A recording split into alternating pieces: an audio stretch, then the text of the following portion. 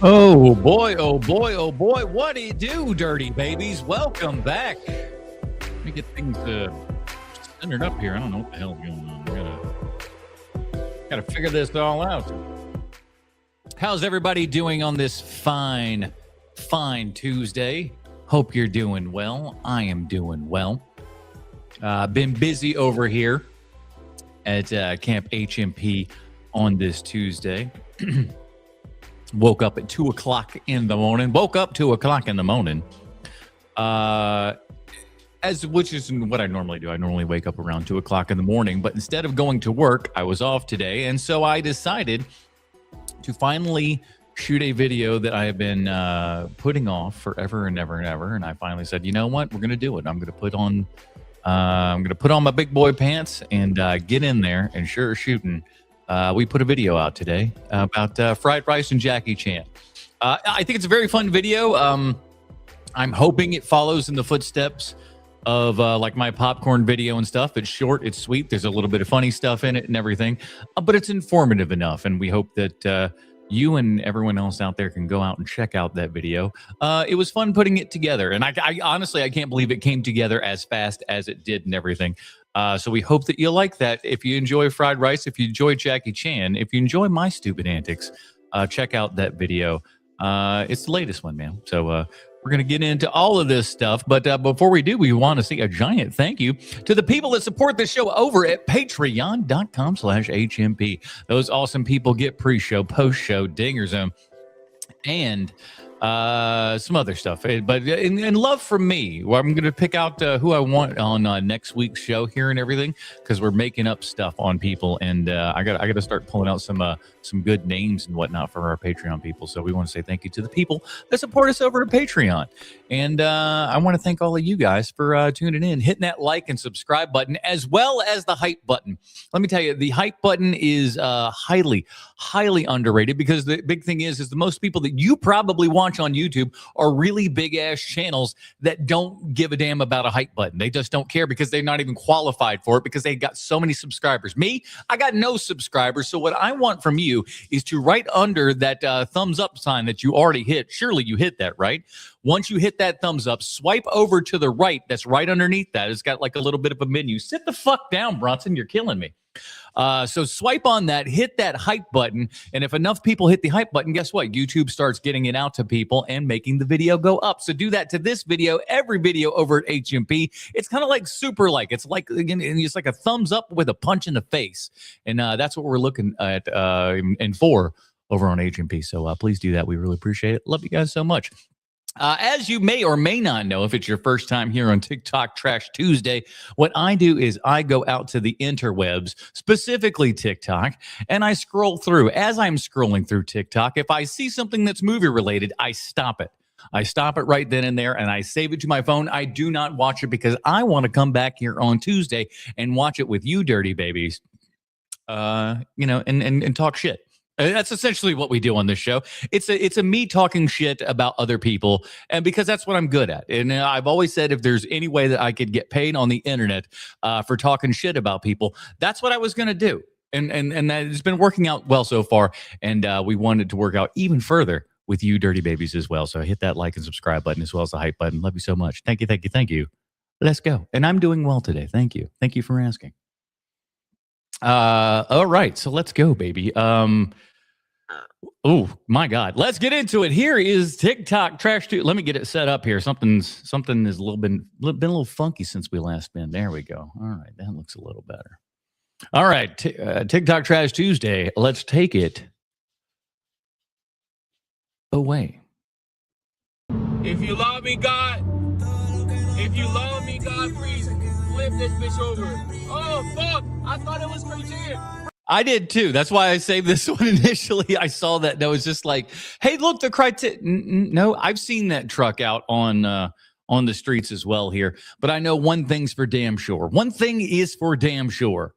The Criterion Closet's never coming to South Carolina, all right? Or probably even North Carolina if I'm fair. And if they do, it's probably like Raleigh or some shit, a place I won't be going to drive. But Criterion Collection, come to our area. I wouldn't mind. Bro, Oh my God. Whew, I didn't know I was going to get some singing out of this gentleman. All right, I'm muting that so I don't get copy struck and my ears bleed because of his off key. But let's let's sail on, shall we? AMC, hi. My name is Jason. Hi, Jason. You know how you can get all of us to go to your theater more often? Oh, well, if you know anything about me, you know that my goal for everyone is tickets $5 Monday through Thursday. All tickets for movies, no matter what your screening is, $5. Because movies don't realize that their business is getting asses into seats. And as somebody who was a manager of a movie theater, let me tell you, the most slow times are Monday through Thursday all day long. It gets pretty boring. But if you had tickets at $5 a pop, guess what? I think people are going to start showing up. I also think that if you get it to where you have a movie, a popcorn, and a drink for $10, people are going to show up in droves to movies. Movies are too expensive. Movies are supposed to be cheap. Movies are supposed to be a nice, quick, fun night out here and everything. It shouldn't cost us an arm and a leg. I thought a light went out or something. Maybe I'm just going bananas. To get out of our pajamas and soft pants and leave our TV to go to your theater, get people to shut the hell up when we're in your auditoriums. That's how you do it. No, I grant you that is that's a factor in theater going and stuff like that. But I don't think it's nearly as big a factor as to like, well, we're not going there because people are talking. People are not going there because it's expensive. People are not going there because the movies themselves are absolute utter garbage. Talking's like fourth or fifth on the list. You encourage and empower your staff to do routine checks, and you come up with some system to prevent buttholes from talking and ruining it. When we're paying $18, $20, $25. But also at the same time, too, wouldn't you feel like less, at least a little less pissed if you paid $5 as opposed to $18 for a ticket?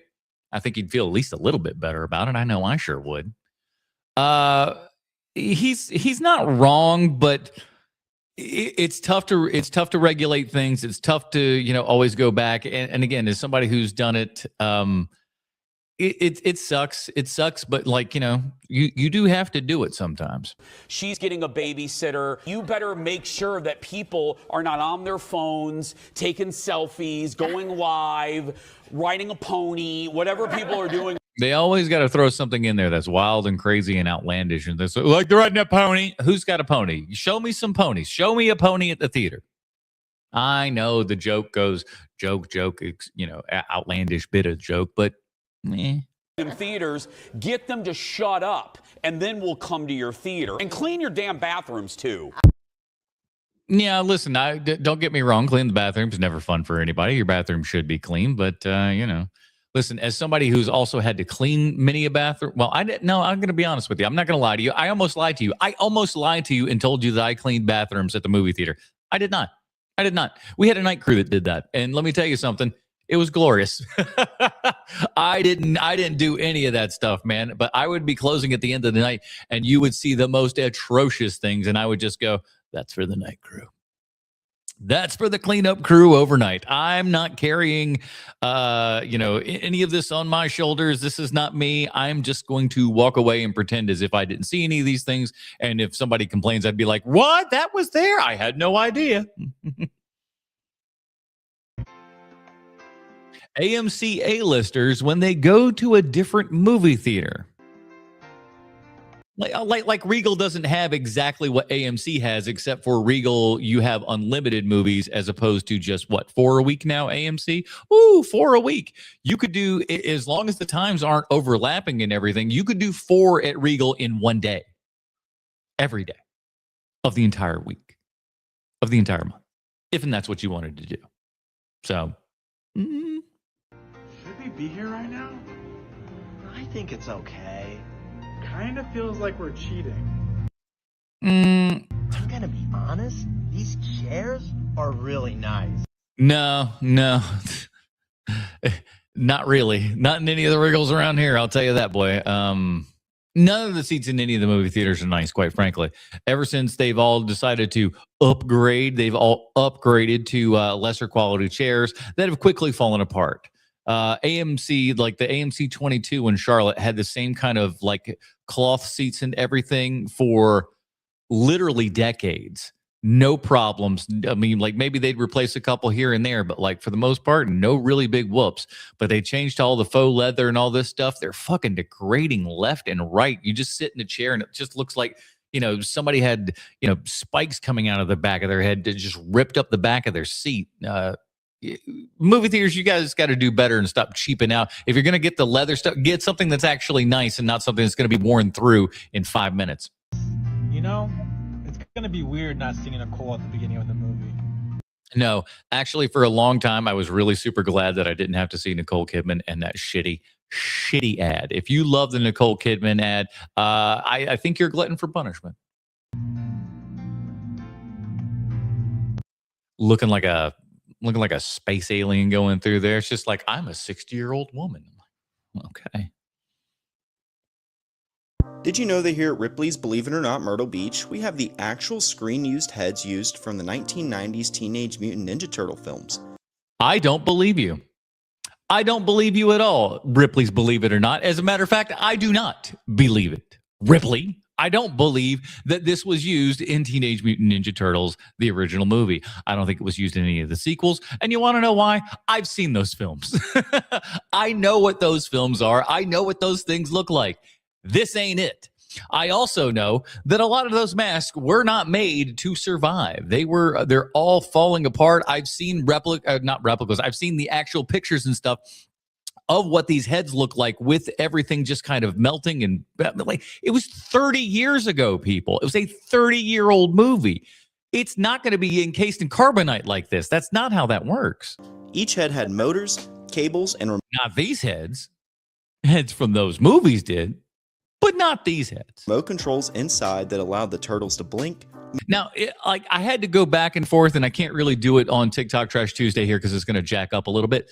But essentially, you read this thing, and it almost reads like they actually were used in the movie, but technically they weren't. They were like, these are, I forget exactly what they said. You can pause it and read through. It's a little bit tough to see. But essentially, they're like, yeah, they were used in the movie, kind of, but not really. Move their lips and show facial expressions while actors performed inside the suits. Some heads had more than a dozen moving parts just to make the mouths look but not any of these they didn't. This is bullcrap. realistic when they talked. Because the technology was so complex, the head alone could weigh several pounds, and the actors often had to rely on puppeteers off camera to control the facial movement.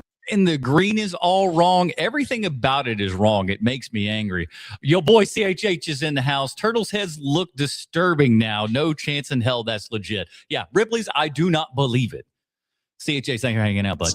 You can come see these heads, along with several other cool and unique items here at Ripley's Believe It or Not Myrtle Beach on 901 North Ocean Boulevard. Let me tell you something. There's a lot of things that you should be ignoring and not going to in Myrtle Beach right now. Ripley's Believe It or Not, maybe one of the safer places, maybe one of the safer parts of Myrtle Beach, if we're honest.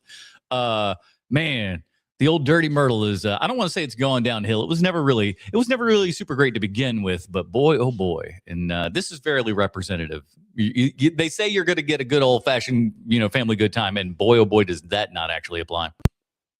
What's next? My favorite actor is Peter Weller, the guy who played RoboCop. Now, don't get me wrong. I think that's an crazy and insane statement, and I stopped it right there when anyone says that their favorite actor is Peter Weller. Now, Peter Weller's fine. Don't get me wrong. I enjoy RoboCop. It's a fine enough film. I enjoyed Peter Weller when he was kind of a villain guy in 24. I thought that was a cool role, and he's had some other good and interesting roles over the years. But I would never go so far as to say like, boy, Peter Weller, hell of an amazing actor. That doesn't really compute with me. Wrong. I love RoboCop and The Adventures of Buckaroo Banzai Across the Eighth Dimension and Naked Lunch. So I am a I can think of two things wrong with that title. Huge fan of his work. But the reason why he's my favorite actor is less about his movies and more about how much he hates his own movies. Well, I love people like that, and we're gonna be seeing one of those characters later on in this show, just to give you a little teaser now over here. But yeah, there are many actors who do their roles and have their time in Hollywood and don't like it. They don't like being there. And they hate the stuff that they do. Hugo Weaving, I'm looking at you. Peter Weller is one of the most resentful, bitter human beings I've ever seen. And the way he chooses to express that is very, very entertaining to me. He spits on people. First of all, he absolutely hates talking about RoboCop in interviews, or really any of. Well, let's be honest. It's the number one thing he's known for. If you walked outside of your house every day and people kept asking you the same question, eventually you're going to get bugged about it. Now, granted, that's also like it's a double-edged sword. You know, it's great because somebody knows you and, you know, you did something. You did something at some point. But you didn't diversify enough to where the only thing that they're going to know you from. I mean, you're not like somebody that goes like, oh, I wonder what decade they fell in love with me with. What's the movie that you go to? What's your Mike Myers movie? You know what I'm saying? He doesn't have that. They just go, RoboCop. His film work, and if any interviewer ever brings it up, he will immediately shut it down. Like, for whatever reason, he just simply hates being associated with that movie. And on the rare occasion that he actually does agree to sit down and talk specifically about RoboCop, he just spends the entire time just talking about how much he hates RoboCop. In 2017, I went to a screening of RoboCop at the Egyptian Theater in LA, and there was actually a Q&A with Peter Weller. And at the beginning of the Q&A, he started off the entire thing by saying, I would have never agreed to come here, but I just wanted to pay respects to my friend Miguel. And oh man, Miguel Herrera died, and he's just like, listen, I'm going for my buddy. That's so, it's nice, but golly, that's rough, dude. Miguel Ferrer was an actor who was in RoboCop, and he had recently passed away. And then he spent 2 hours just talking about how much RoboCop was not important and how much better all of his other work was. And when I say this, you're probably imagining this crotchety old man who's being like an asshole or whatever, but that's not how it is at all. Really? Peter Weller is a very charismatic and hilarious guy, and when he's sitting there talking about how much he hates RoboCop and doesn't want to talk about it, he does it in the most entertaining and hilarious way possible. Like, over the top gay. RoboCop is just bad, guys. I hate it. It's terrible. Have you seen the costume? It rides. It doesn't move. It doesn't flow. I hate it. That's what I imagine Peter Weller does when he's complaining about RoboCop. He will absolutely charm you and have you laughing out loud, but the main theme of what he's saying is fuck RoboCop and fuck you for talking about it. The other Amen to everybody on that one. I own RoboCop in 4K, okay? People come. The thing I love about Peter Weller is that he really wants you to know that he is a doctor.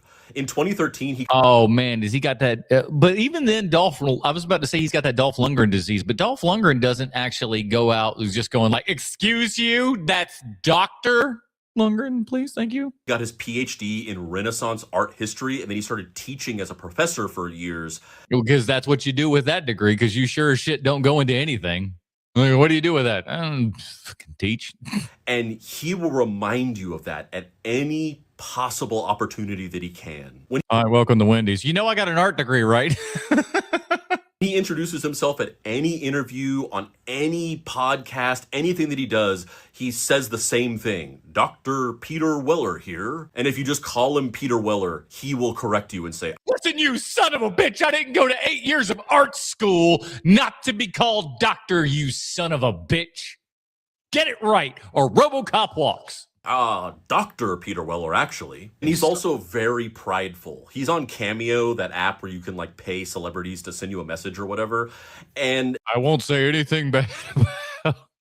Every time he makes a video, which you can see on his public profile, he spends the first like minute of it just qualifying how he's actually very successful and he is above. Listen, for your information, I don't have to be doing this, okay? I don't have to. I do it out of the goodness of my heart. That's why I'm on Cameo, not because I need the cash, but because I am of generous heart and spirit.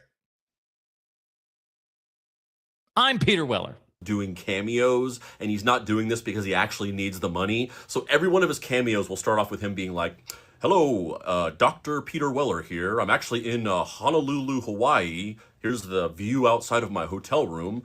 I'm not poor. I'm not poor. Swear to God, I'm not poor. Okay? Okay? Okay? So don't think I'm on Cameo because I'm poor. Cameo bought this fucking villa, okay? Give me a break. I'm here directing a few episodes of Hawaii Five-0. Every single one of his cameos has like a 1 minute long spiel where he's talking about all these swear to God, not poor. Fancy successful things he's doing before he gets to the birthday message or whatever it is. By the way, Julia, happy 32nd birthday, yada, yada, yada. Oh, look at that. We're out of time. My friend Mike, who is Cinema Singularity here on this app, used to work in a bookstore years ago, and the owner of the bookstore was friends with Peter Weller. And he said that Peter Weller called the store a couple of times. And hi, this is Dr. Peter Weller. I'd like to know if you have the new Dilbert book. What do you mean it hasn't been published in 25 years? every time he called, he would answer by saying, Dr. Peter Weller. Motherfucker. I'm over here joking about it. He's like, no, that's what happened. Here. And I swear to God, this happened. One time I was at this other bookstore called The Last Bookstore in downtown LA, and I was in line. Sounds like an LA bookstore, don't it? And the cashier got off the phone and he was like, that was the guy from RoboCop. And I was like, oh my God, Peter Weller just called you?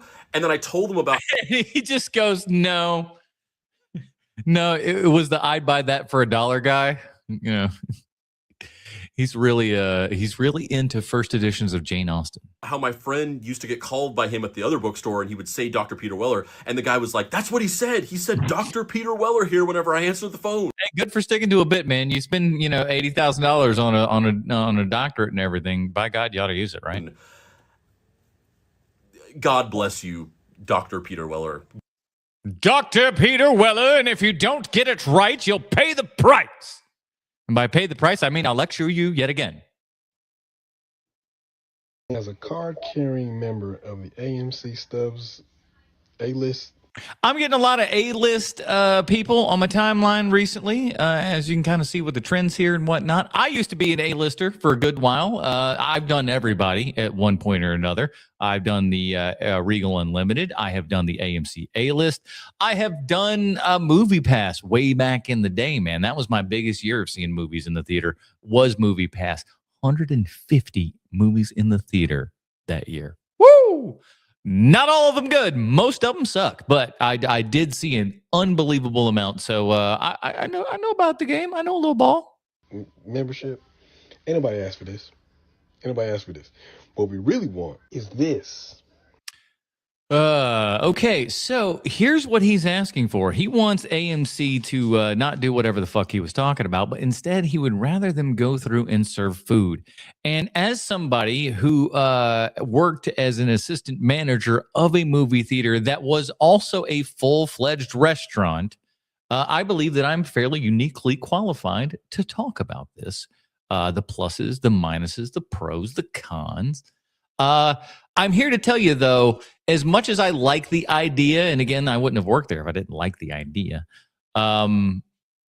it's not for everywhere. And it's not for most places, I would say. I would say that you have to treat a dine-in movie theater much like you would treat a drive-in movie theater, much like you would, they're different situations. You don't treat those places like they're the same thing, because they're not. And that was one of the reasons why our place went under, is because when Regal bought it out and everything, they didn't like it being a restaurant. They were like, we'll keep it as long as we can, but like, we don't like this. They changed the menu. They sucked it out. Trust me, the food that you will get from this AMC is going to be absolutely atrocious. You would hate it. It's just, the stuff that's there now is gross. It's not going to be any better than that. In fact, it'll probably be worse. Then you got to add in kitchen stuff. Then you got to add in cleaning stuff. This will not happen for you, my friend. This will only be ever done by places that are purposely built from go for this particular need. At AMC, the whole blocking off the seats thing, that's cute. But bring me a chicken Caesar salad or something like that, so I can get some type of nourishment while I'm enjoying my movie. Or you could watch, or you could just eat it before or after the movie.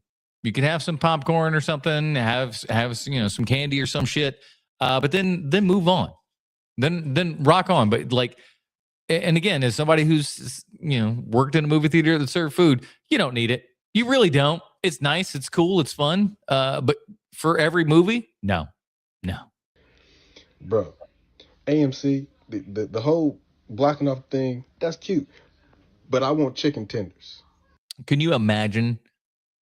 Just imagine, if you will, an AMC employee delivering your food to you, making your food, and then delivering said food to your seat. Could you imagine? Could you imagine an AMC employee doing that? I've been to AMC's, and let me tell you, not a lot to write home about. I want the pizza or something. Ain't nobody asked for this. But brother was just stoned when you did that. At all. Like, it's He was cute. like, I just Don't want get me some wrong. chicken, man. As a card carrying member, it's cute, but we ain't asked for that. Now, don't get me wrong. I know that they have the concession stands and all of that kind of stuff, that you can order stuff and have it and bring it with you. But I want to actually order it from my seat while I'm sitting there and have somebody bring it to me. That's what I'm saying. You need to find an Alamo Draft House. You need to find a cinema grill. There may be a couple Cinnabars still out there. I don't know. But man, it's a sad state of affairs, dude. Those places are few and far between. If you got one, go out to them. But don't be trying to convert everybody else, man, because we ain't all about that.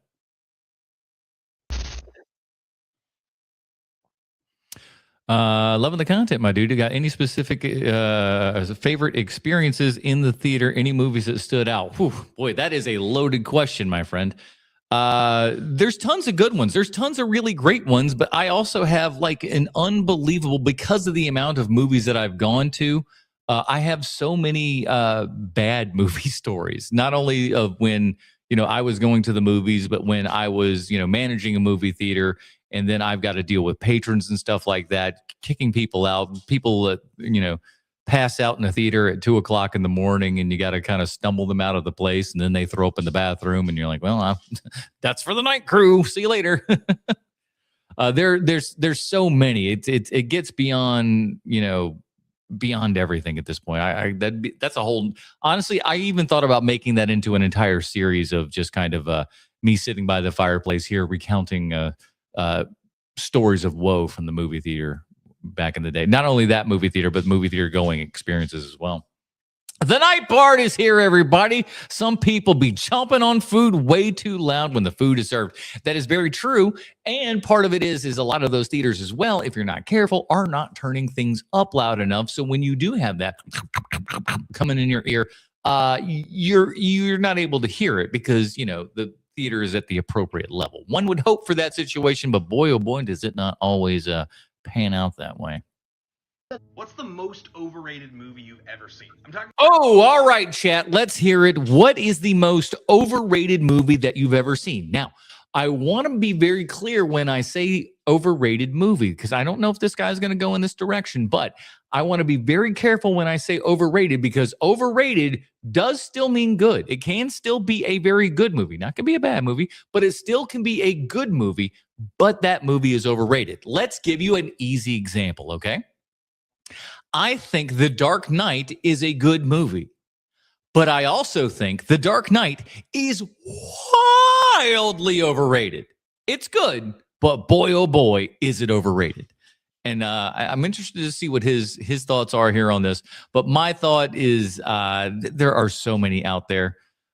Let's try to think. I'll try to think of another one while he's going. About a movie that everybody swears by, and when you finally watched it, you were just kind of like, "That's what all the fuss was about." Oh man. Okay. One that everybody was going after. Then when you saw it, you were like, oh, you know what I always thought? Like, I heard a ton of people always talking just a bunch about it. And then you see it and you were like, the fuck are you guys all? Smoking Aces.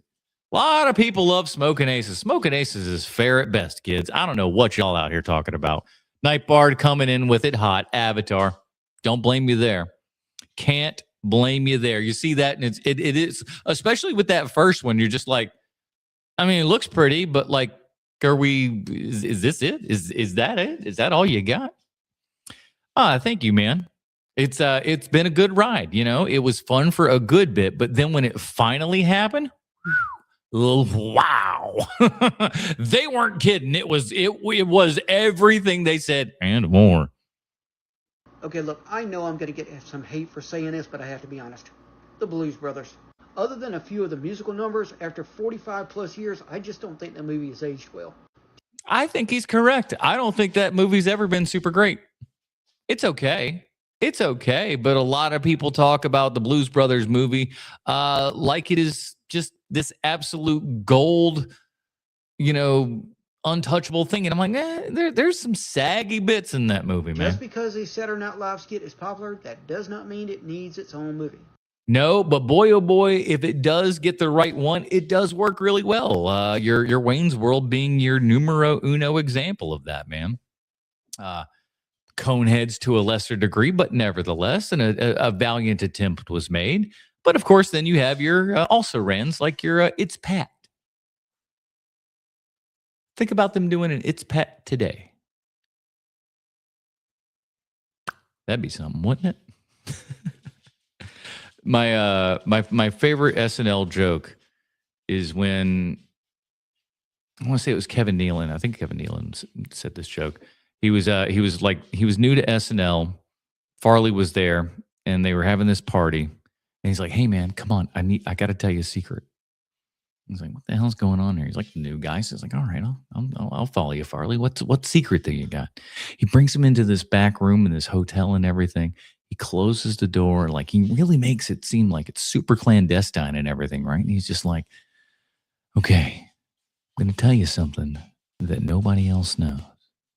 He's like, "Oh my God, I'm about to hear some real inside SNL stuff here. What's going on?" And he goes, "Pat is a woman."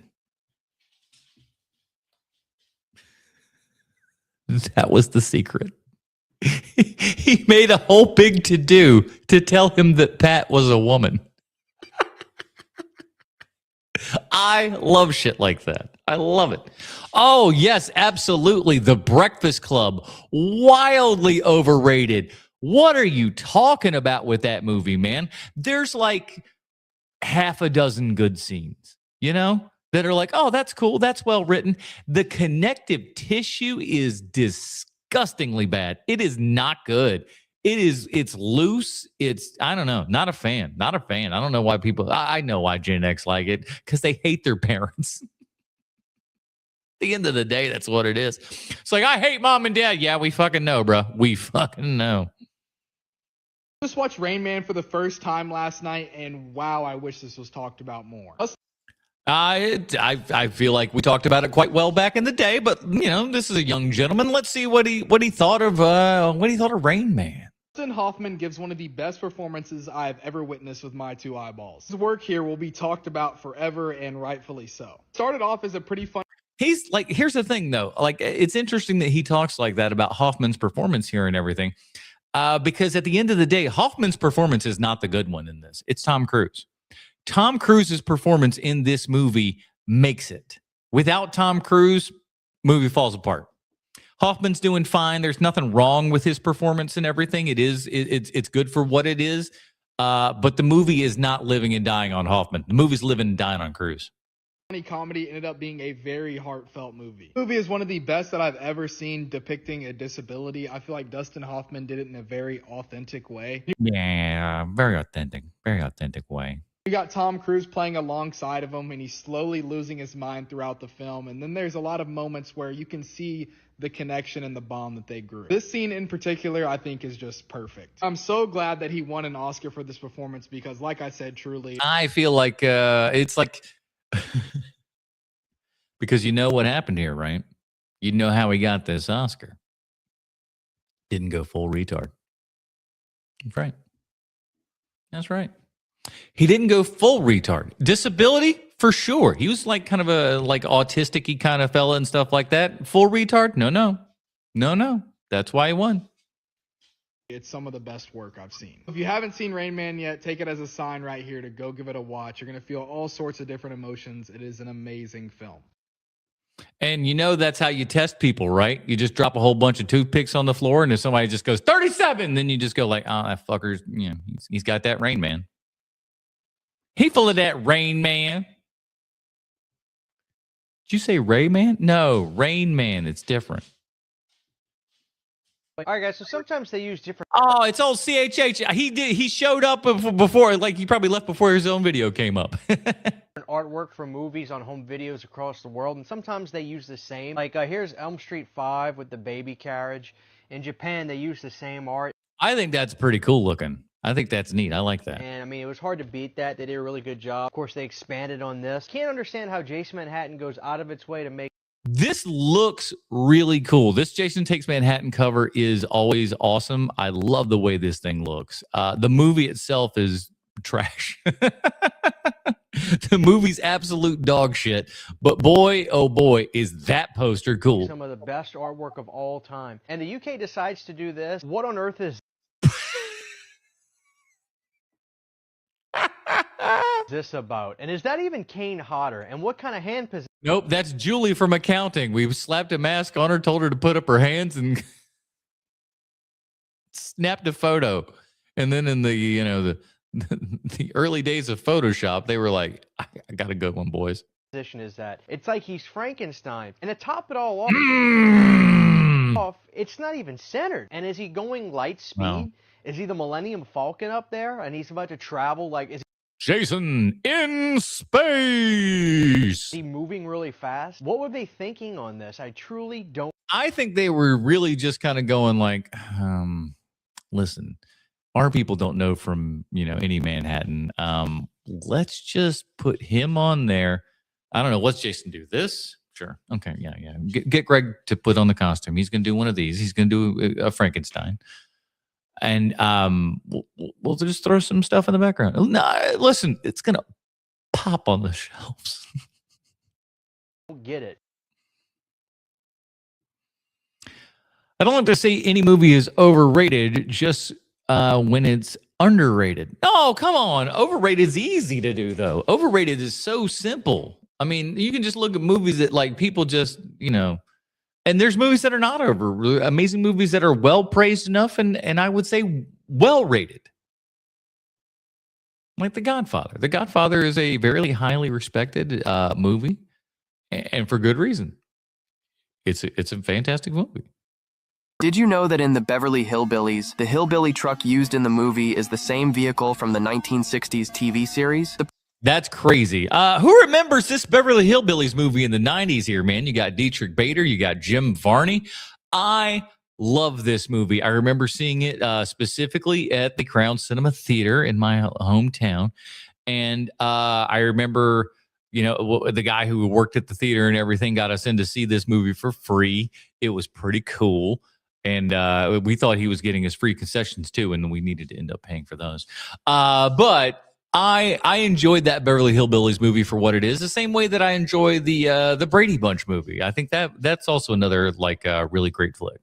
Production specifically restored the. This isn't as good as the Beverly the Beverly Hillbillies isn't as good as the Brady Bunch movie, but nevertheless. Car for the film version as an Easter egg for the fans. 2. The mansion used as the Clampett family's home is real. It's the Greystone Mansion in California. I mean, I would hope it would be a real place and it wasn't just like a fake facade like in a Western town where they just put up the front of the store and everything. Is that what you thought they built? No, of course it was a fucking house. Come on, guy. One of the most expensive properties in the state, valued at over $60 million. 3. Although it seemed very natural, the You know that's a great little AI voice there when it goes $60 million. Who talks like this? Robots. actors still underwent professional training to maintain a consistent and humorous Southern accent while avoiding offending real regional cultures. I was offended big time. 4. The scene where Granny fights karate was almost entirely improvised by actors. Fights karate.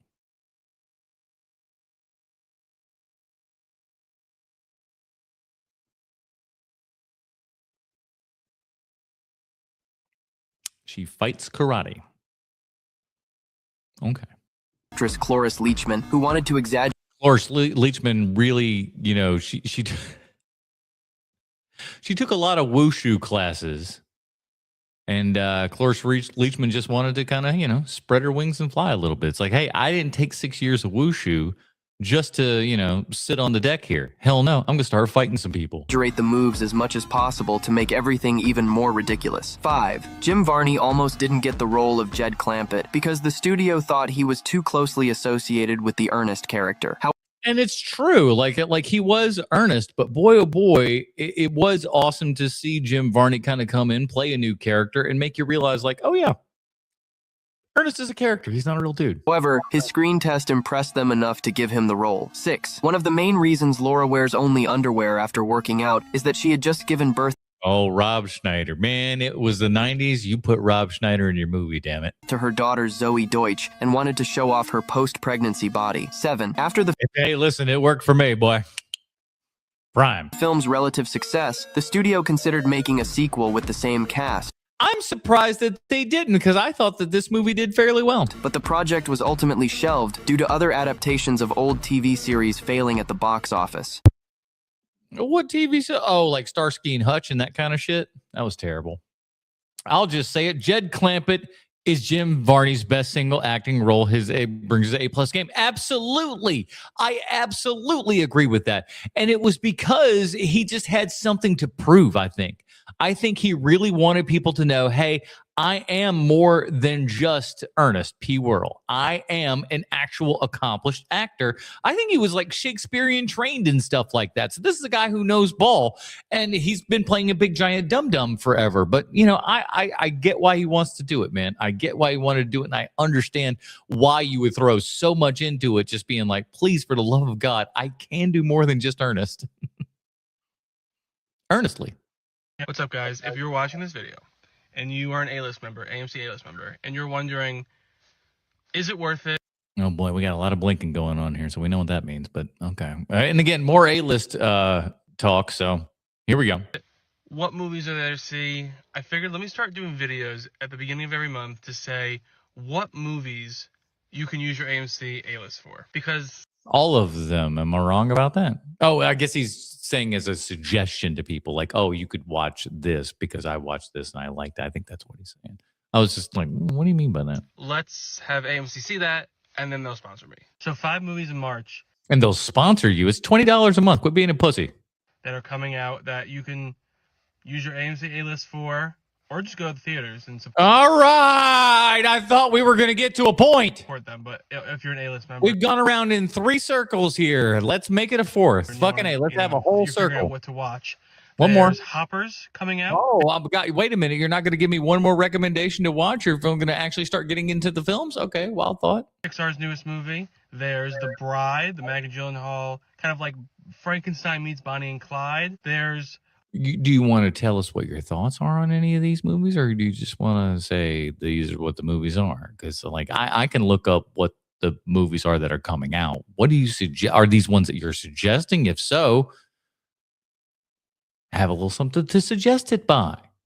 I saw this movie. I enjoyed it because of blah, blah, blah, blah, blah. Not, these are the movies that you could see. Well, to be honest, you could see any of the movies that are out. I think that's kind of the whole point of the AMC stubs, is it not? a new Colleen Hoover movie, Remembers of Him. There's the new Lord and Miller movie, Project Hail Mary. Okay, let's see. These are just the dates. Okay, well, like these are the things that are coming up that you could see, I guess. Okay, so there you go.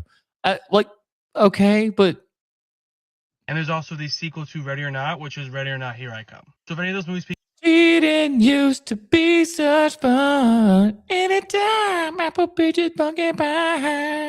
You remember that song? pique your interest, or you just want to use your AMC A-list on just movies coming out in March, those are 5 recommendations I'll give you, and I'll come back and do April. Why? Okay. I'm just kind of like, why? Or like, hey, I'm looking forward to these. Maybe it's just like he's recommending them, but recommending them why?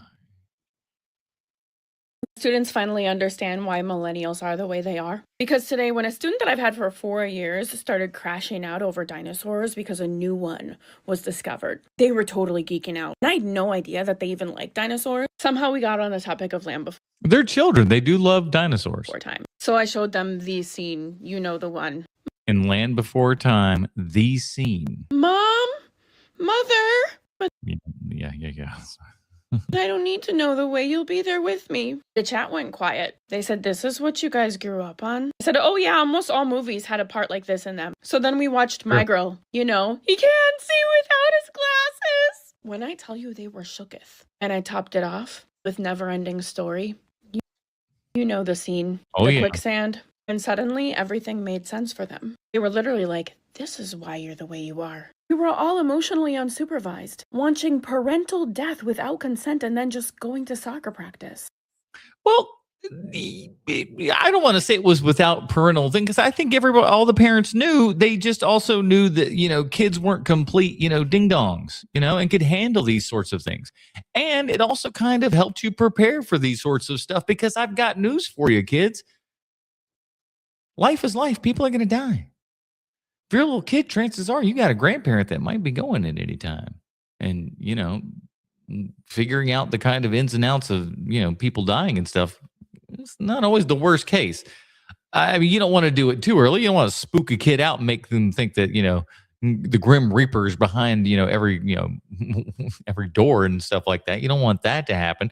But, you want them to know that, hey, grandma died. She's not going to be here anymore, How is that for children? Why didn't an adult intervene?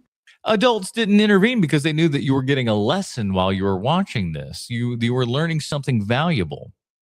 Because let me tell you something. When you saw Bambi's mother die, didn't you care about your mom a little bit more? Didn't you appreciate your mom a little bit more? You should have.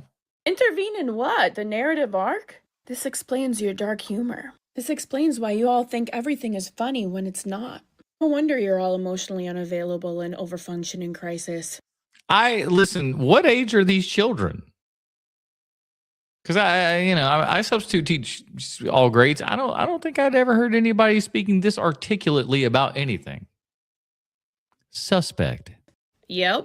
What millennial core movie moment should I show my students next? Millennial core movie moment. Something that kind of show them kids.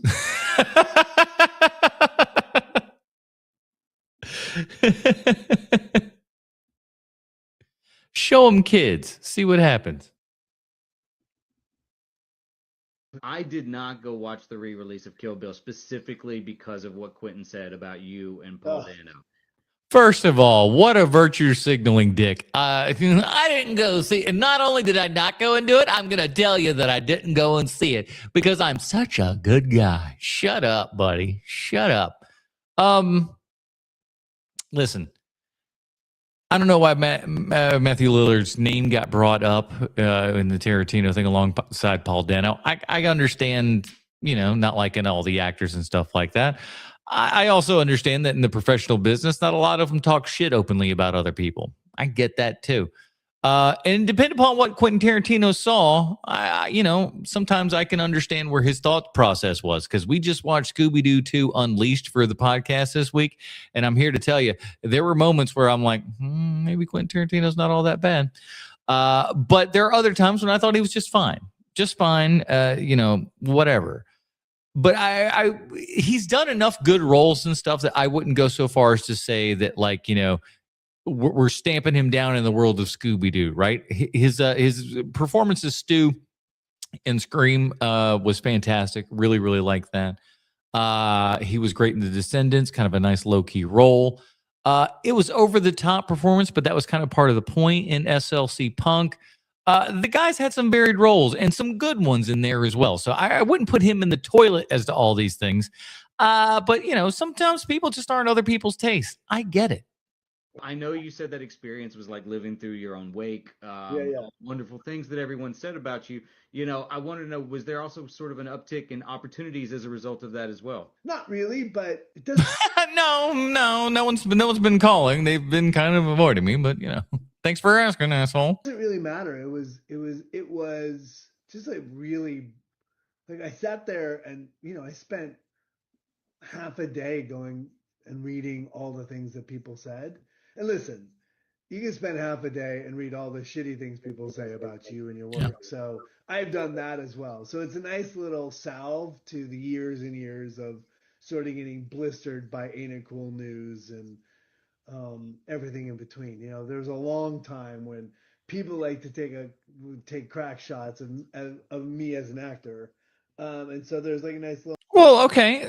He's saying it right here, ladies and gentlemen. He's saying it right here. It sounds like Quentin Tarantino is not the first guy to kind of broach this situation here. It's not like we're going after, Peter O'Toole over here and going you're a shitty actor.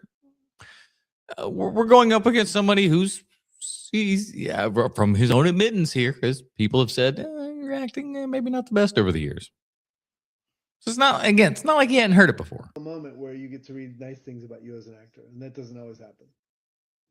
Hey, listen, that is a good thing. Sometimes you need those, and I'm sure Paul Dano got a good bit of that too. It's just like, hey, wait a minute, we like that guy. But if you only saw Paul Dano in like Little Miss Sunshine, I'd fucking hate him too. You know, I'm sure you've seen him in more, but that's like when I saw him in that, I hated Paul Dano, fucking hated him. Turns out I hated the character. The character was crap. But you know, Son of the Mask. Boy, oh boy, oh boy. Do you guys remember the no late fees that Blockbuster did in the 2000s? Man, do I ever. And I didn't really mostly get late fees because what I did, ladies and gentlemen, back before Netflix, Blockbuster Video had this program that if you gave them, I want to say it was $30 a month, you could rent a new film every single day. 30 films, 30 days, $30. And boy, oh boy, did I take advantage of that. And I did it every single day, like clockwork. I would go into Blockbuster. I would get a new movie. I would watch that movie that night. I would return it the next day and get a brand new movie. So much so that they, at one point, they didn't even bother scanning my card. They just knew the info went beep, beep. All right, see you tomorrow. So, yeah, I know a little Blockbuster ball. It was around 2005, and they had this whole marketing campaign of, guess what, no more late fees. So if you return the movie late after it was supposed to be brought back, you're supposed to get no charge for it. It was all a big lie. Essentially what they did is if you brought the movie back a couple days later, there would just be a small slotting fee that they would charge you for as opposed to like late fees. But what they didn't tell you, if it was past a week, you were charged for the full price of that movie.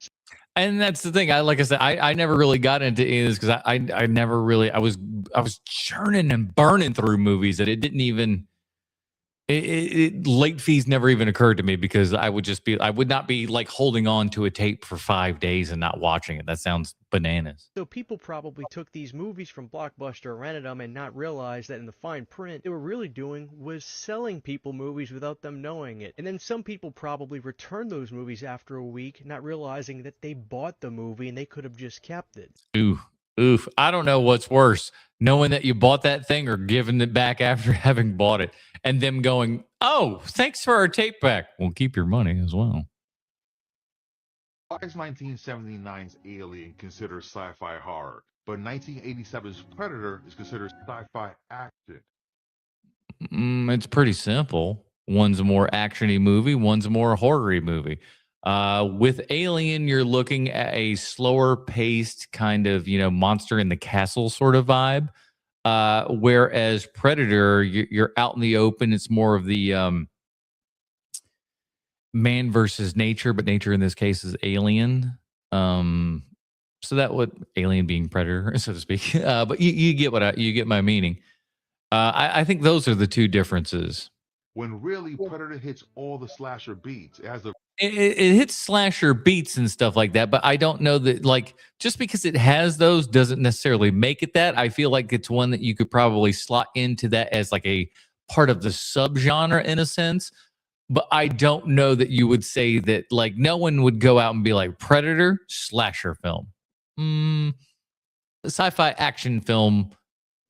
And then there's that little dot in there in IMDb, and then it says, then it might say like slasher or something like that.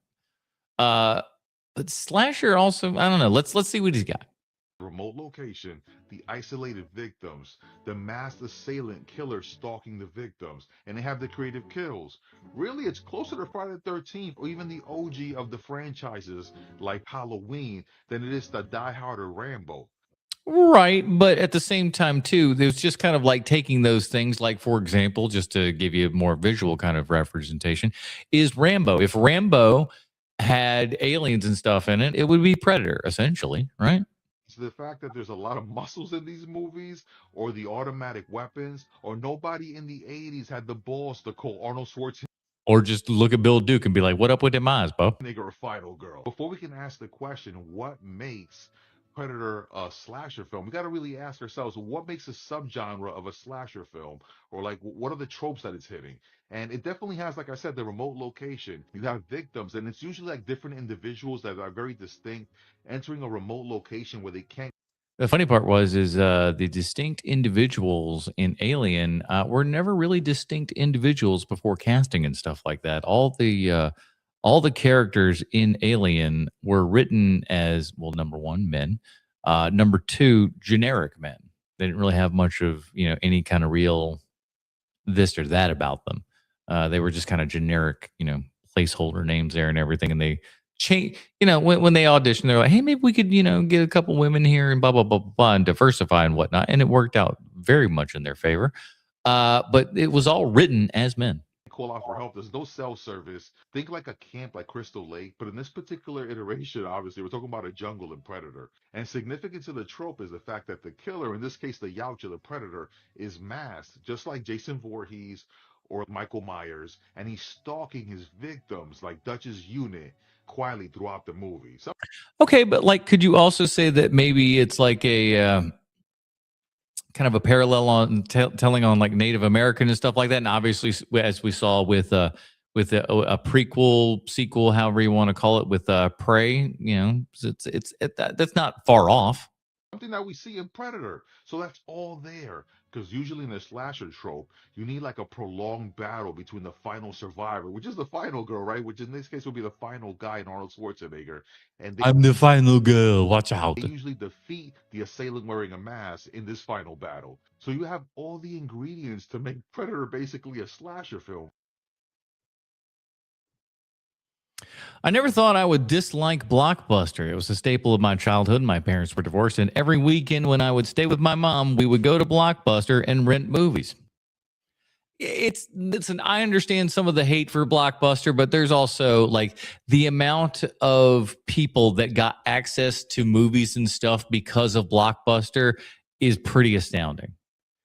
Did it push out some mom and pops? Sure. But if, some of those mom and pops didn't, try to compete well enough, you could lose. And I know in certain aspects and stuff, you couldn't compete with Blockbuster because they just had an unbelievable amount of money. But those mom and pop stores could give you titles and stuff that Blockbuster Video could not. So, you just got to play ball right. The work I do with other actors is one of the great joys of my life. Harrison Ford receiving a Lifetime Achievement Award. This is a tough business to get into. In my case, it's been a tough business to get out of, thank God. Thank God. I don't know about all that. Like you hate this job, Harrison Ford. You hate these people. I don't know what he's going on about here. Getting real sentimental when you win an award. Or have you just been playing? I mean, and maybe perhaps it's so that he's just been playing this character the entire time of curmudgeonly asshole. But I've never seen this man happy or proud to be anywhere. You ask him about something, he asked, he just seems like you asked to stay in his place for 3 months. He's like, what are you even talking about? I don't get it. So like him just kind of going like, oh, I've been trying. I just can't leave this place. What are you talking about? This is because you need plane money. You keep crashing them. What I do. I'm indeed a lucky guy. I love what I do. When you saw him as Thunderbolt Ross, did you really think to yourself, boy, Harrison Ford really loves what he's doing here? You can literally tell what are the reshoots in that movie. Because in the stuff that's not a reshoot, guess what? Harrison Ford acting his balls off. In the reshoots, doesn't give a shit. Thank you to my extraordinary, beautiful wife, Callista. They are still married. That is awesome, by the way. Harrison Ford, like as for a lot of Hollywood folk, been through a marriage or two. And, when you heard about these two, when old... what's her nut there? Ally McBeal marries Harrison Ford.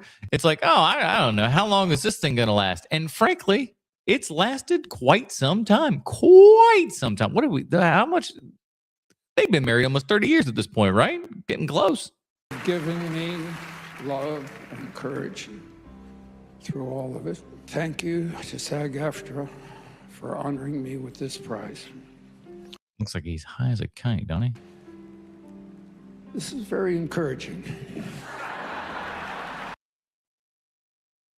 Exactly. It's like I had no idea they were still married. She has really eschewed the spotlight since she's kind of left and everything. That's been, they don't really, they're not super public people or anything. It doesn't feel like, so they're not out and about gallivanting, getting on Page 6 and whatnot. So, but yeah, still rocking and rolling with the two of them. Good on them. There's a whole new world called political correctness that's going on, and that is death to a critic to participate in that. Wanting to be liked is another piece of advice I would give. You've really put your finger on something. Can I just say one thing? Just wanting to be liked. Forget even the world of political correctness. Just personally, wanting to be liked, wanting to go along with the group. Death to a critic. And political correctness is the fascism of the 90s.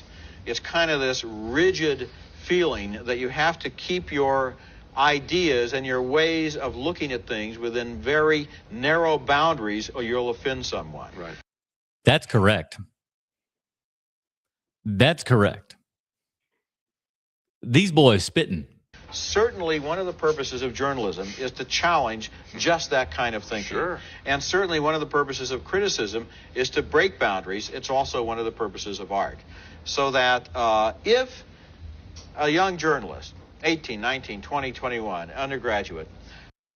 This guy's bringing a lot to the game, and I really appreciate him and all of his commentary that he's bringing to this. Spot on, guy. Tries to write politically correctly. What they're really doing is ventriloquism, you see. They're not saying what they think. They're projecting their ideas into another politically correct persona and trying to pretend that that persona reflects their ideas. And it's worse than that now because they're not even necessarily politically correct ideas, so to speak. They are just their political ideas. And they take their political ideas and say, I don't care that it would or would not necessarily apply to this particular character because these are my feelings and I'm the person that's writing them. You are going to hear my feelings, no matter how stupid and asinine that they are and how incongruent with the story and absolutely unnecessary that they might be. But I'm going to do it anyway because I'm the one that's writing this. That's the death of good writing, is when you just go like, well, you're going to listen to me for a little while, a little bit of my thoughts, and I'm not going to do it in any interesting way. It's going to be preachy and shit. And that is tragic because what you're doing when you're politically correct is you're training yourself at a very young age to lie. To lie. That is correct. That is correct. To sit there and purposely lie to people to their face is wrong. It is wrong. When we were growing up, my mom would never go to my sister and say, how does this outfit look? Because my sister every single time would go, Mommy, you look great. If my mom came to me and said, Adam, what is this does this outfit look fine? And if it did, I said, yeah, it looks good. If something was off, if something was wrong, I'd be like, change that necklace. I'd be like, that thing doesn't, go with that or whatever. I would tell her the truth, but she would know that the truth would be coming from me because I was reliable with the truth. My sister, not so much. She would be that politically correct person, be like, oh, you look great. She didn't ask to be if I look great. She asked if she matched. And if she matched, I said yes. But if she did not, you also had to say so because that's what she wanted. She wanted to know if she did something bad and she wants to look good. She just needed another set of eyes. I just crossed into 1998 with my watch of every available Siskel and Ebert episode. They are good stuff. And let me tell you, if you haven't read, I want to say it's Matt Soller-Zeiss's book. If it's not, I'm going to be pissed off that I got it wrong. But the movie called the book called Two Thumbs Up. It's all about Roger and Siskel there and their relationship. Very, very good. Interesting book. Great audio book. Check that out. Really highly recommended from me and Sweet Chauncey. He recommended I've started building a new movie list titled You're Miserable. Well, I am indeed. So let's lock in. As in, if you don't like these movies, you're miserable. Oh, I thought they were movies for people that were miserable. Maybe I got the wrong. Maybe I got the wrong list. I wanted the miserable movies for people that are just like, hey, are you in the jumps? Watch this movie. It's going to make you feel worse. Those are my movies. They're no fun to be around. If you just met someone for the first time, drop some of these movies as a gauge as to whether or not they're miserable. Okay, so if they don't like these movies, according to this gentleman, these people are miserable. I am nothing if not a contradictory person from time to time, we'll call it. So let's see what we got. Speed or Point Break, Speed is good. Speed's a fun. Like, here's the thing. Both of those movies are just okay. They're fine for what they are, but they're not amazing by any stretch of the imagination. I would call them both very solid 3.5-star films. Can't go wrong with either of these 90s action movies, unless you're miserable. If you haven't seen The Harder They Fall, first, go watch it. But if you don't like... Oh, hold on. Hold on.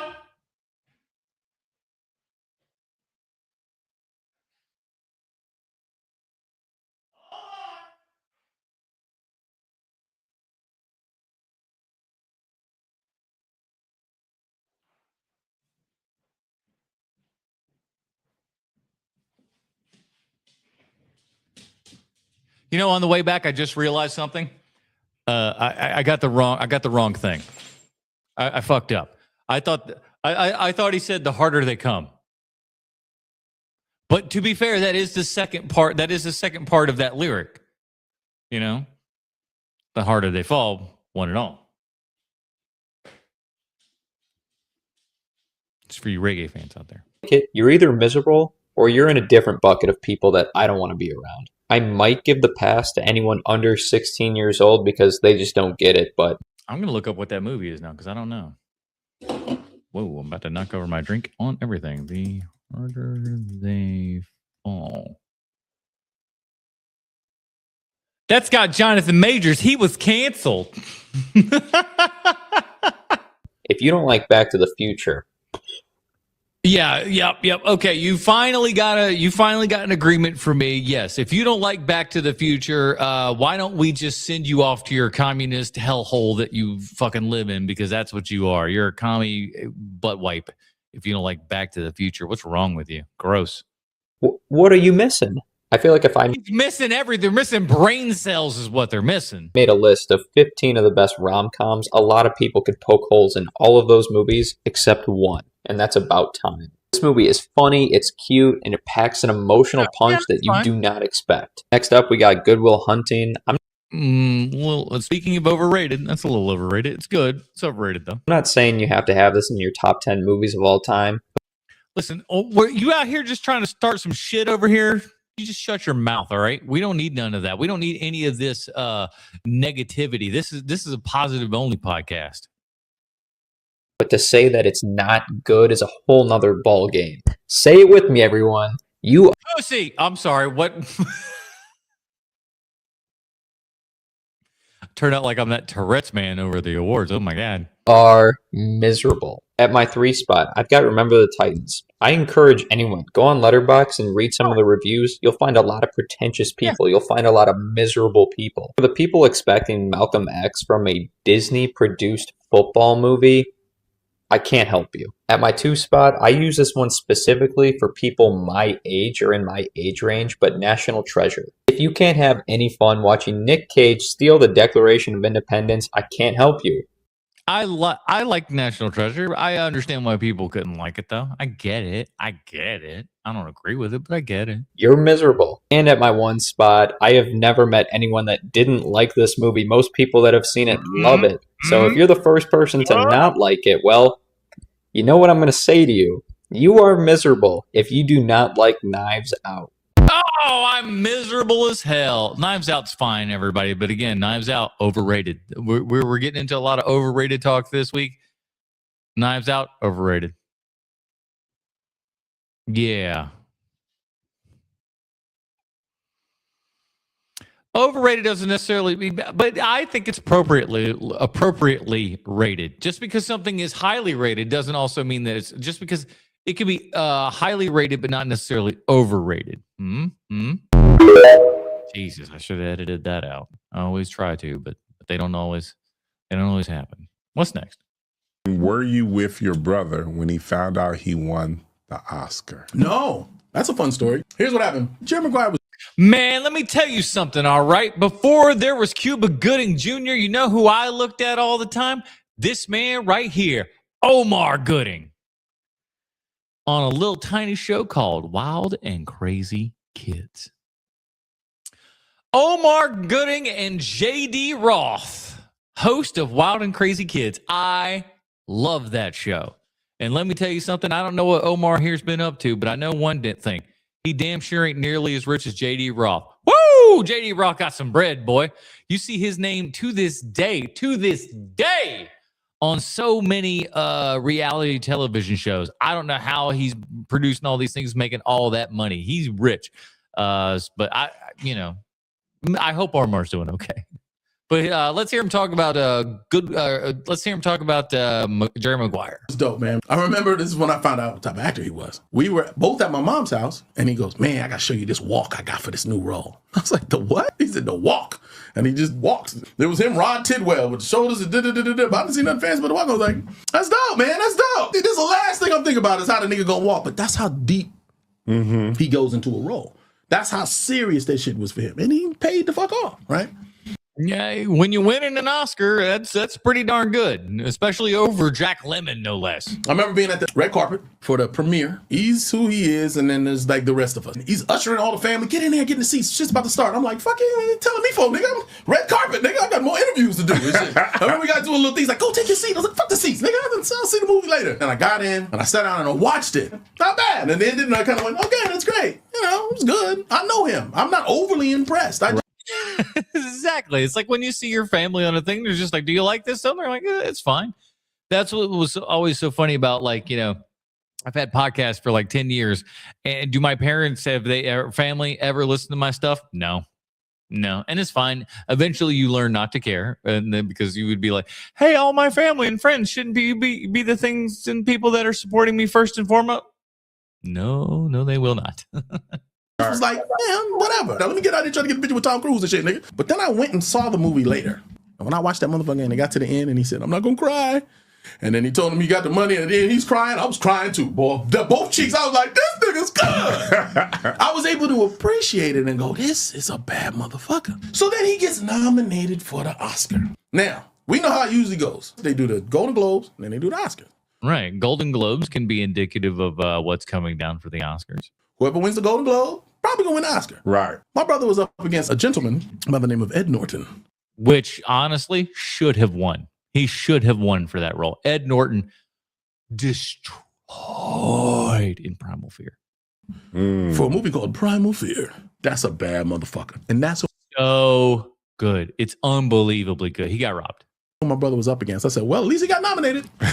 And the Golden Globe winner, Ed Norton. So I was just like, we ain't finna win an Oscar. I get a call from Access Hollywood. They said, hey, we want to send a camera crew to your house. Wait, are you going to the Oscars? I was like, no. He's got 3 tickets. His wife, my mom, and my dad. I'm throwing an Oscar viewing party at my house, and they knew it. We're going to send a camera crew to your house because we just want to film your reaction. I said, what if he loses? The fuck kind of, it's going to get real weird. In there, and they're like, well, we just have a feeling. I was like, yeah, all right, motherfucker. And all I remember was, and the Oscar goes to cute, is it? And it kind of goes blurry after that. It was just like, no fucking way. He was like, oh man, that was one of the great Oscar acceptance speeches and everything. Like, you've never seen a human being more excited, except for maybe who was the guy that did Life is Beautiful? Roberto Benigni. He was probably a little bit more excited, but not by much. Not by much. My brother, get the fuck out of here. I tried to call him. Of course, he didn't answer the phone, little bastard. You won, congrats. Shut up, nigga. I'm busy. Like, you little motherfucker. But it was definitely cool as shit. In that era, he was what? What number of Oscar winner that was African-American was he? Man. How many Oscars were given out? I think Denzel only had 1 at the time. It's not like, okay, Omar, you're next. No, nigga. They're not giving out Oscars to black folk like that. So he had accomplished the it. There was a lot of pressure after he won. No, it wasn't. My dad loved it the most because it had his name. My dad never had another speed Yeah, I guess suppose you didn't think about that. ticket or traffic ticket in his life. Cuba Gooding, you wouldn't have to eat that. So that's right, as a matter of fact, officer. Oh my God, is that you? Does it look like me, nigga? No. It probably does look an awful lot like him because they like him and his brother do favor a bit. Their name was my son. That's your son. Oh my God, keep going, nigga. Here, have some cocaine. No. He knew to take advantage. And for me, every time I walked into a room, and it's still, even to this day, if I say, oh my God, and they go, are you related to? I go, wild and crazy kids. That's what I'd be pulling on them. And I laugh. I go, yeah, it's always an icebreaker. So thanks for winning. I'm telling you, that's why I like, there are certain people in this world that I could meet, and I think that I would do well with them. I think Omar Gooding is one of them, because I would be someone who goes, I don't give a shit about your brother. Let's talk about wild and crazy kids. I would also be the same with Snoop Dogg. I would do fantastic if I met Snoop Dogg, because Snoop Dogg and I have a mutual friend, so to speak. So that would be something interesting that I could talk to Snoop Dogg about, that no one else would be like, oh, that's a really weird, deep person from my life to pull out that you know. So, you know, I got a couple shouldered for people like that. Brother. Cuba Gooding Jr. never topped his role as the mute sidekick of Paul Hogan in Lightning Jack. Extreme horror is what it is today because of the Guinea Pig series. It's basically like the godfather of extreme torture horror. Now, this is interesting because I saved this. I stopped it right here because not something that I'm familiar with. And movie TikTok, I always hope, will be bringing us something new and interesting and enlightening us and opening our eyes to something that we haven't thought about before. This is not on my radar. Let's explore. Pig series wanted to make viewers question whether or not what they were seeing was real or not. This series isn't the first to do what it did, it just perfected it. In the late 70s, early 80s, the Japanese film industry was kind of struggling. Big companies were spending a lot of money on these big productions that nobody was going to the movie theaters to see. Now, VHSs didn't arrive in Japan until 1976, and it took a couple of years for them to really be popular, but when it did, people weren't leaving their houses. It was the cinema boom. Studios realized it was cheaper and easier to crank out these direct-to-video movies, and people were eating these up. They couldn't make enough of these. Next thing you know, direct-to-video movies were the big move. Best part about direct-to-video movies were that filmmakers got to go around all the censorship laws. So that is true. I guess we don't really think about that too often, is that these things are not rated.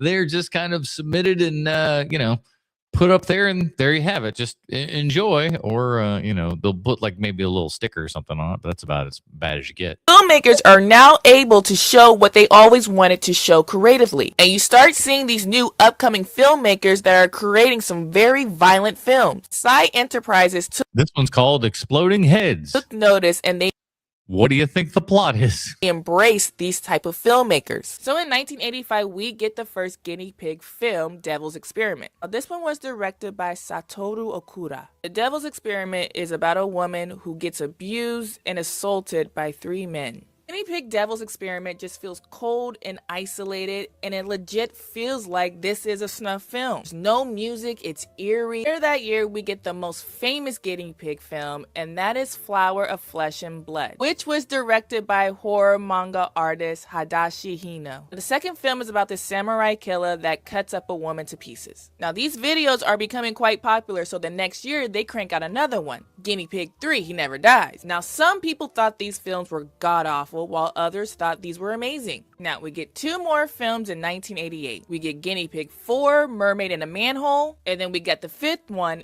Android of Notre Dame. Now, both of these films were unique because they weren't as disturbing. There was more dialogue, more focus on a storyline. Then in 1990, we get the 6th Guinea Pig film, Devil Woman Doctor. This one is described as an analog of bizarre medical body horror. Now, at this point, you got 6 films that are circulating, and people in the horror community are big fans of the Guinea Pig franchise. However, one day in 1991, Charlie Sheen gets his hands on the second film, The Fly. Oh, it's my no word Charlie Sheen impression. Those are ones that I like doing. It's every now and then I like to do an impression that's not an impression per se, but it's not words. It's just a sound that person would make.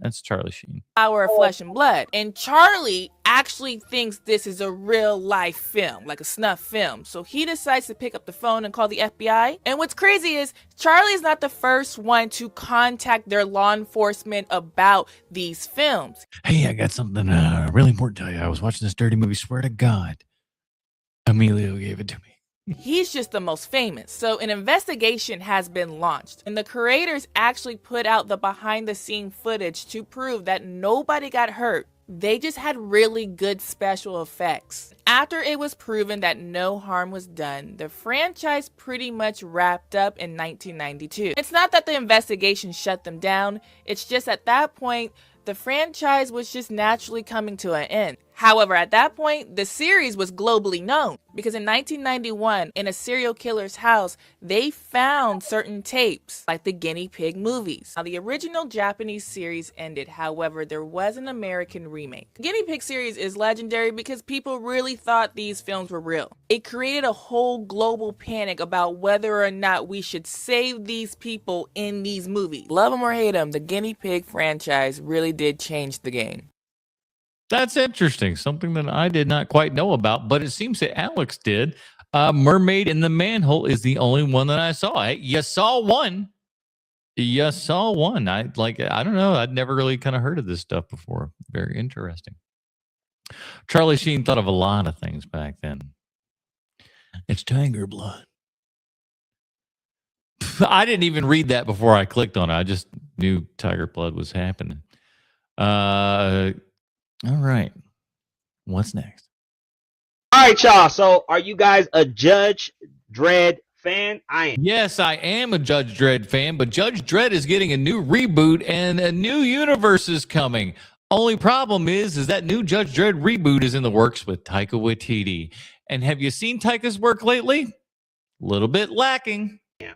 So they are making a reboot. I don't know why we're going to make a reboot because the other one was good. It was. It was amazingly good. Amazingly good. What we need for that is a belated sequel with Carl Urban also still playing Judge Dredd. In as much as, dig this, Judge Dredd ages in the comic book as he would in real life. So Judge Dredd would be older as Carl Urban is now older. I don't know why you just won't make a sequel. But it is what it is. I can't pronounce the director, so I'm not going to butcher his name. Taika Waititi. But you guys see it right there. He is set to direct the reboot of Judge Dredd. I am not looking forward to that idea. Just the fact that you put those words on paper. Taika Waititi to direct direct Dredd sequel, prequel, remake, whatever. No, I don't like it. If you don't know who he is, you need to go watch the movie. There's two of them. There's one with Sylvester Stallone. You can skip that one. It's fine. And then there's another one. So you must see that one. It's amazing. So, hey, go watch that shit, bro.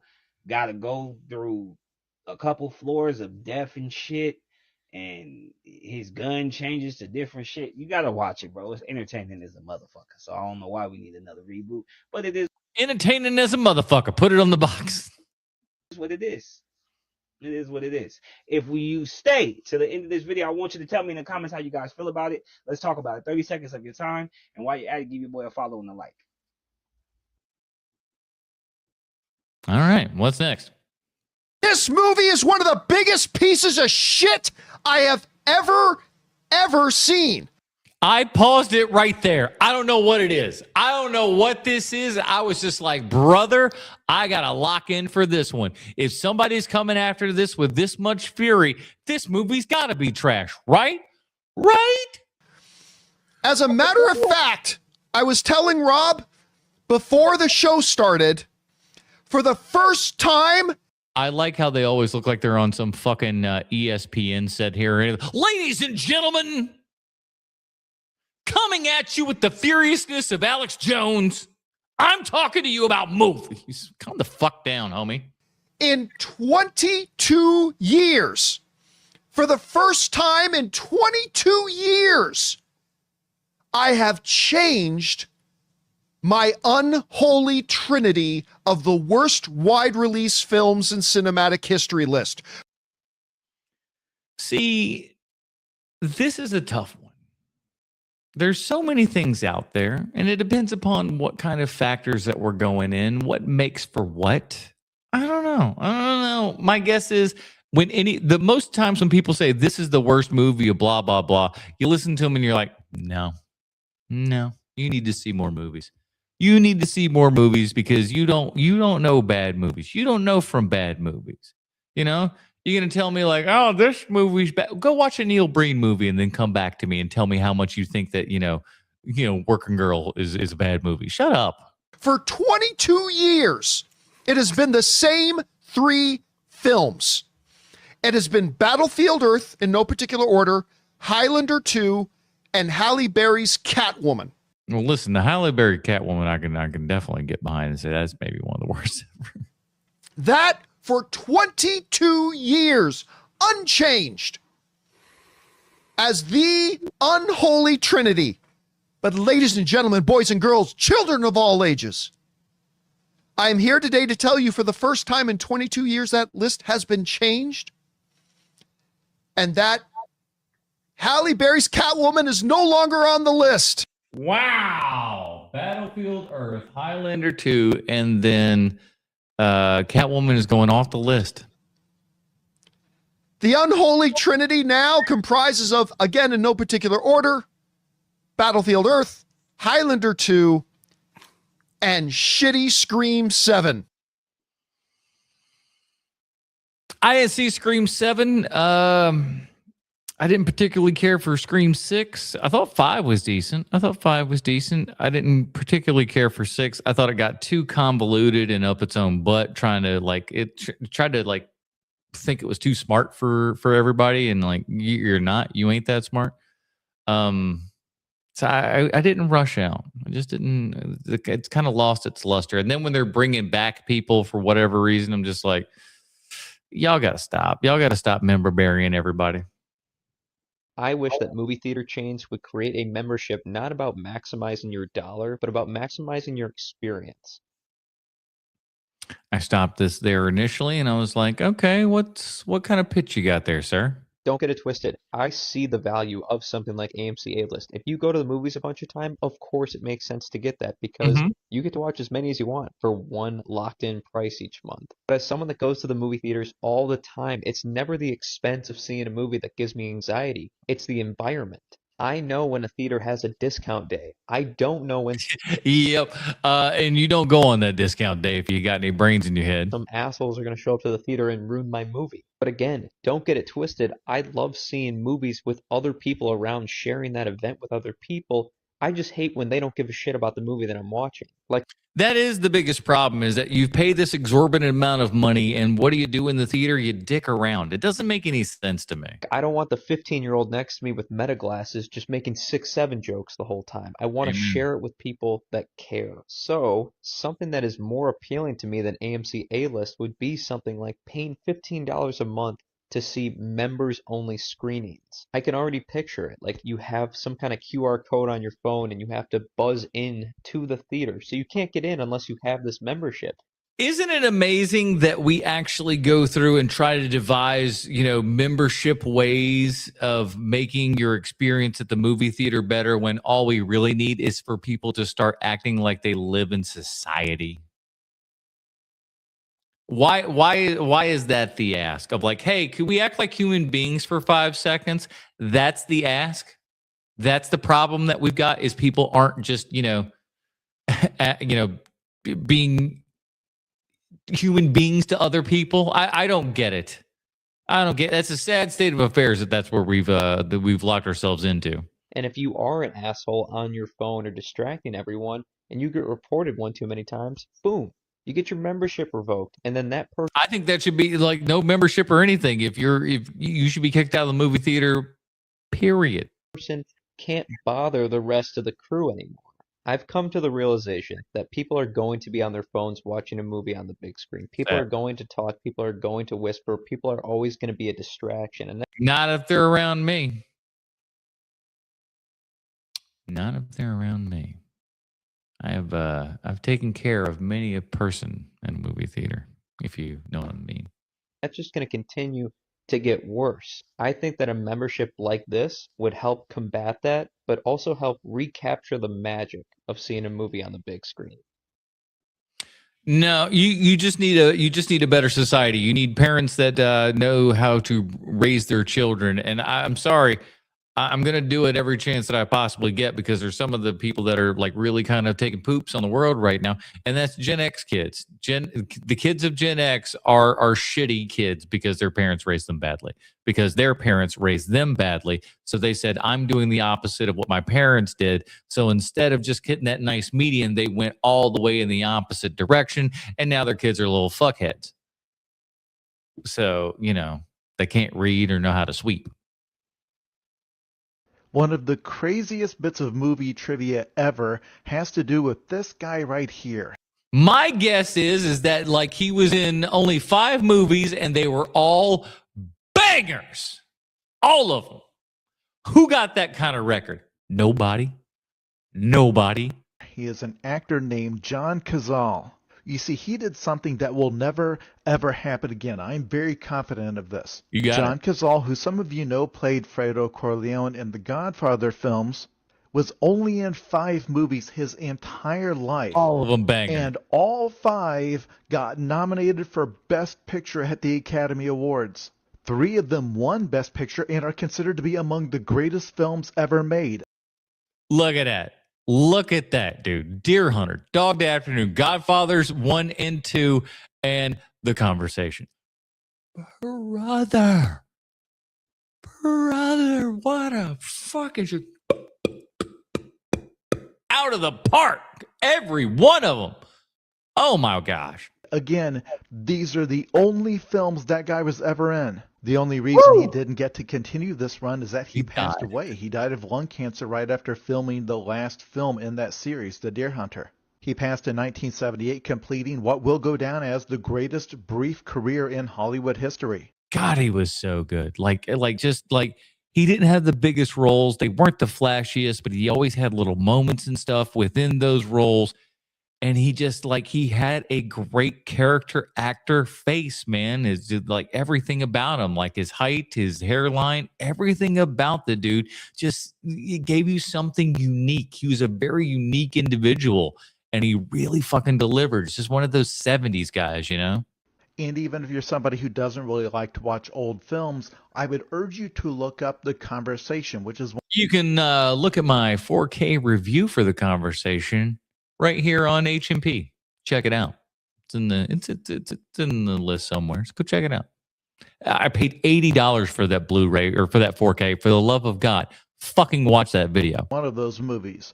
I realize it has a boring title, but The Conversation is simply about a man realizing that very, very soon technology is going to obliterate the entire concept of personal privacy.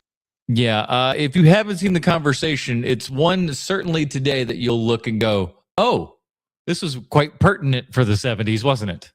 It stars Gene Hackman and has one of the most haunting final shots of any film I've seen in my life. Yeah, John Cazale actually only has a minor role in that one, but after you watch it, go watch the equally relevant Dog Day Afternoon. When people talk about John Cazale's most iconic roles, they tend to mention The Godfather, but for me, this blows everything else. Well, it's his biggest role of all of those roles. That's why it's and it's the most consequential in the movie of all those roles. I mean, Fredo's got some moments for sure, but you know he's very much the secondary character to Pacino's. Also way. And I would put this in the same category as The Conversation of films that were made a long time ago but are shockingly relevant to what is going on today. As for The Godfather, I don't want to spoil that movie, but I could make a funny joke that would definitely spoil that movie, but to each their own. Father series, I could take it or leave it. But seriously, nobody is ever going to do this again. There, of course, are actors who are in more good movies than this, but in terms of having a perfectly unblemished record, you can't beat John Cazale. He is correct. Just like you can't beat Operation Ivy. There's many people that have gotten perfect albums that you could listen to from beginning to end and have no skips. Operation Ivy is the only band that I'm aware of that has what I will call a perfect discography. Every single, they have very short career, so they don't have a ton of work, but every single song, certified banger. Yeah, I died by bee sting also. And I know that I make it sound really sweet, like, oh, I got stung by a bee. Like, no, it was like a whole hive.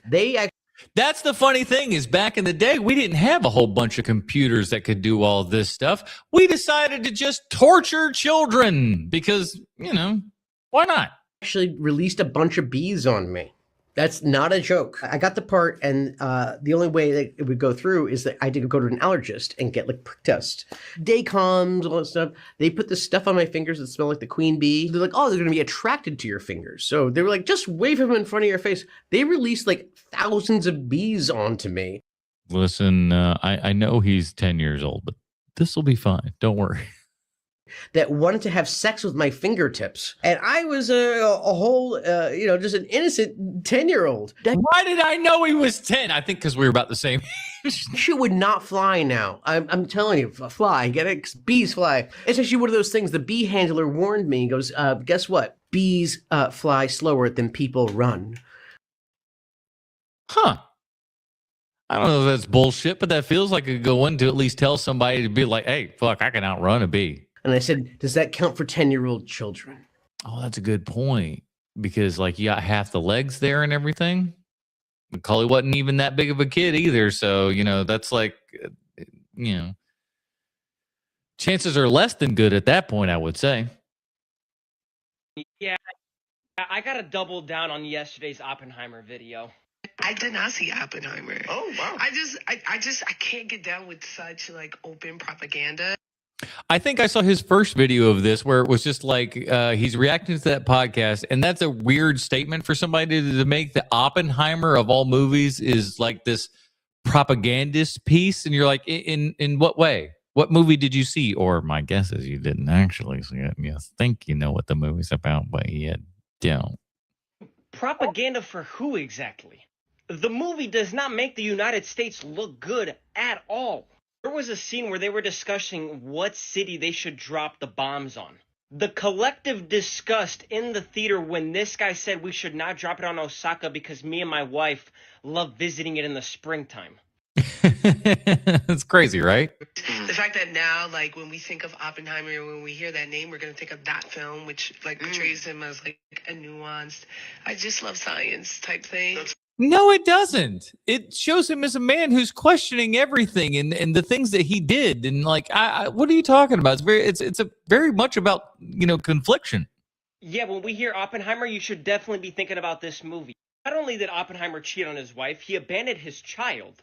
He created a bomb that eradicated hundreds of thousands of people. He is not portrayed as a good guy. Yeah. They don't give him like a hero's parade in this movie. They certainly don't. Mind you, these takes are coming from someone who just said they didn't even watch the movie. The idea behind the Oppenheimer movie was to show that they thought they were building bombs that would end all future wars. In the end, the only thing that it did was inspire every other country that whoever has the biggest bombs controls the planet. Well, and to be fair, that is a true statement. Which again, because of this guy, he created this idea that every other country now just has to, who has the bigger bomb wins the wars. God, I hate when people have bad takes like that. Just watch the movie, man. They don't want to watch it. They want to have their opinions. And they don't want to they don't want to teach you anything. They just want to have their opinions, just parroted right back to them.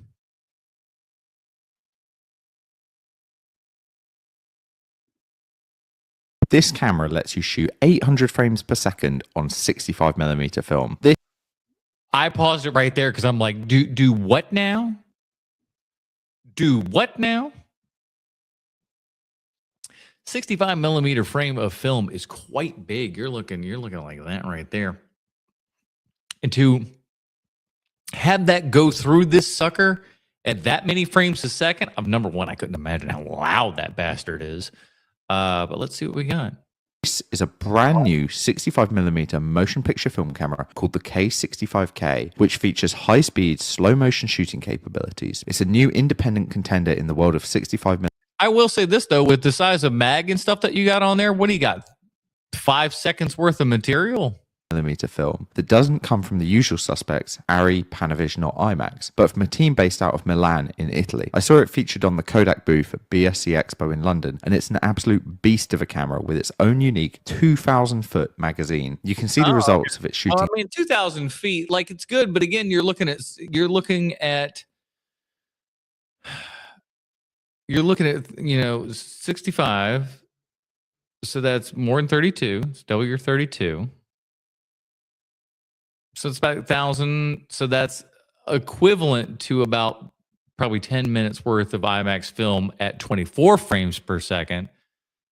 Get that up to 800 frames a second. Again, that's going to go quick. 300 frames per second on their website in a short film called Jumping to Conclusions. And they've also introduced the camera to Hoyt van Hoytema, the cinematographer renowned for shooting on 65mm. Yeah, you got to watch out for that cat. Chris Nolan on films including Interstellar and Oppenheimer. This camera can shoot up to 400 frames per second in a 12-perf square 1:1 aspect ratio. And that's fucking insane.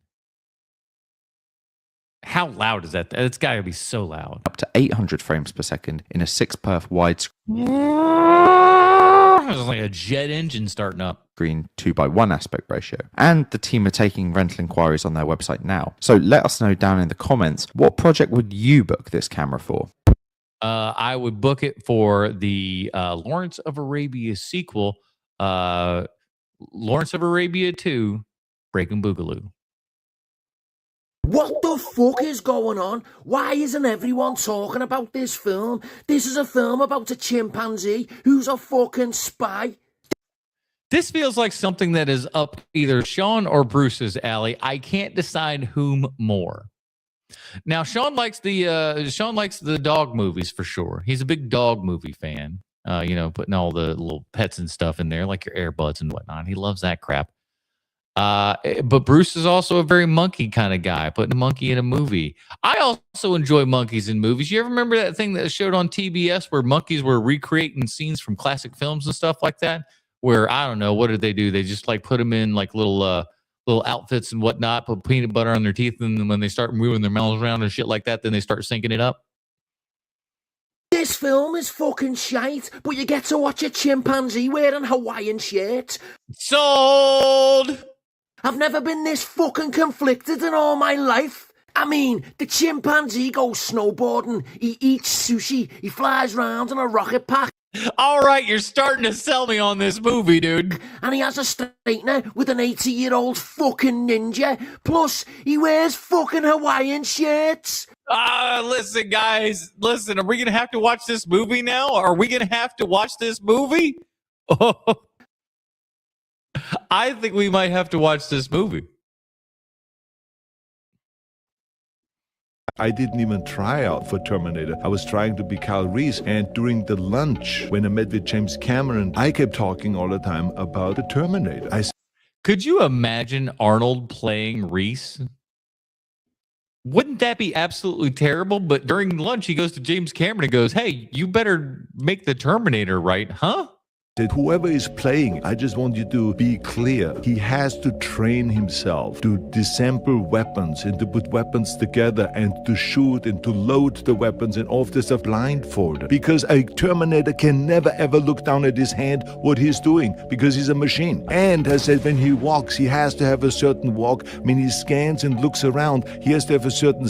He's because he's a robot, And Jim's like, I wrote it. I'm aware he's a robot. What are you going on about? Again, it has to be absolutely clear at all times that this is a machine with absolute no human behavior. But this. And you know what? Your weird Austrian accent really kind of throws people off. So I think when people hear you speak for the first time, they're going to be like, yeah, that sounds like a robot. That sounds right. Yeah, robots would be like that. This went on like this for an hour, what I just did, right? I kept talking about this and talking about it, how he has to walk, how he has to get up, and how he has to tear his flesh out, and how he has to operate on his eye. And James Cameron looked at me at the end of the lunch, and he said, so why don't you play Terminator? I mean, you understand him so well, this character, this is exactly what we need. And I said, no, Jim.